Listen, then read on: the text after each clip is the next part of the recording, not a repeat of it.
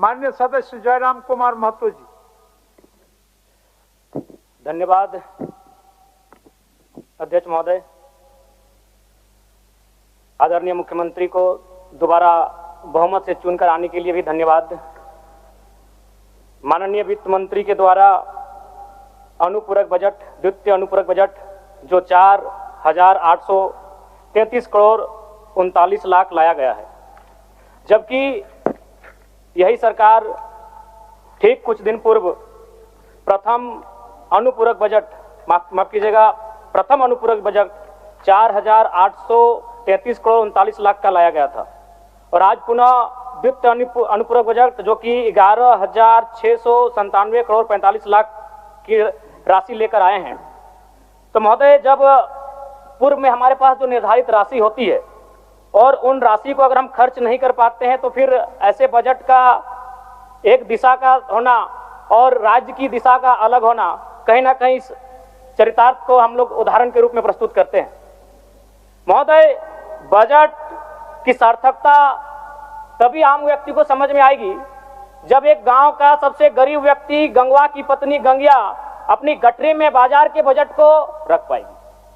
आज तमाम माननीयों ने, हमने भी सोचा था कि पक्ष की तरफ से विषय को रखा जाएगा, विपक्ष वाले तर्क को प्रस्तुत करेंगे, और इसी बीच में एक नया नवेला युवा सीखने का कार्य करूंगा।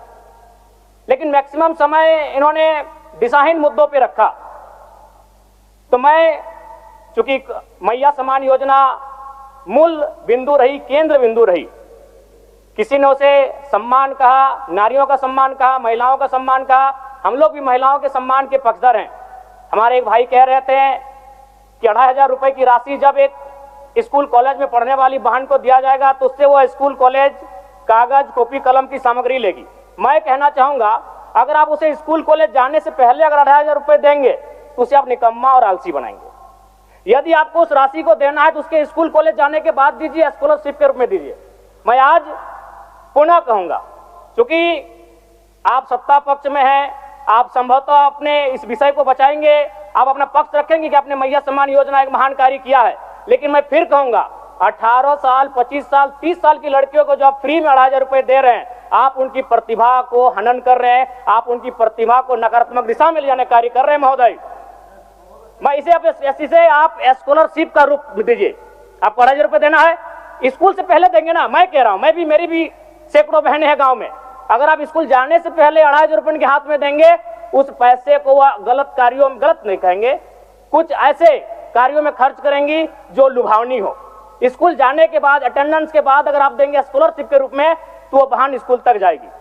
दूसरा सवाल और एक महत्वपूर्ण विषय महोदय। एक मिनट, माननीय सदस्यगण, सहमति हो तो सदन की कार्रवाई समाप्त होने तक समय बढ़ाई जाए। बोलिए, अब समाप्त करिए, बोलिए। महोदय, यदि वास्तव में मैया सम्मान की राशि 2,500 रुपए सम्मान है, तो मैं चाहूंगा हम लोग एक सार्थक दिशा में बढ़िया। महोदय, आज जितने भी माननीय हैं उनको बस की सुविधा दी जाए, जितने भी माननीय हैं अपने घर से ट्रेन की सुविधा से सदन आए, जितने भी माननीय हैं वो अपना टीए भत्ता का त्याग करे, जितने भी माननीय हैं यह जांच हो कि उनके बच्चे सरकारी स्कूलों में पढ़ते हैं या गैर सरकारी स्कूलों में पढ़ते हैं, निजी स्कूलों में पढ़ते हैं, इस विषय का भी जांच हो। अगर उसमें अगर कसौटी में उतरते हैं, हम कहेंगे ये मैया सम्मान योजना है, और नहीं तो इसे केवल और केवल जिस सपने के साथ ये राज्य अलग हुआ था वो सपना कहीं ना कहीं अधूरा होगा। महोदय, 2,500 रुपया सम्मान की कसौटी नहीं होगा। सम्मान तभी होता है जब समानता से आता है, समानता है तभी सम्मान है। अगर समानता नहीं है महोदय, तो किस सम्मान की आप बात करते हैं? महोदय, मैं पुनः कहना चाहूंगा, महोदय 30 सेकंड 45 सेकंड का समय चाहूंगा।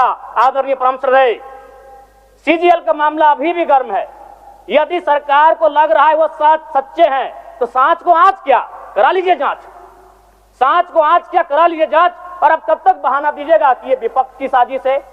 विपक्ष के सारे पे छात्र सड़कों पे नहीं है, सपने टूट रहे हैं, सपने नेशनल नाबूद हो रहे हैं, इसीलिए छात्र सड़कों पर है। और याद रखिएगा, उनके सपनों के बीच कोई आएगा, पहाड़ आए, दरिया आए या चट्टान आए, छात्र टकराएंगे। महोदय, मैं फिर कहूंगा, यदि आप सच हैं तो सच को आंच क्या कराइए जांच, सीजीएल की जांच हो। मैं पुनः कहूंगा, खतियान आधारित स्थानीय नीति, विस्थापन नीति पुनः समीक्षा करते हुए लागू कैसे हो उस दिशा में राज्य को बढ़ना चाहिए। और महत्वपूर्ण विषय महोदय, मैं ये कहना चाहूंगा। हो गया माननीय जयराम कुमार जी, हो गया। धन्यवाद महोदय।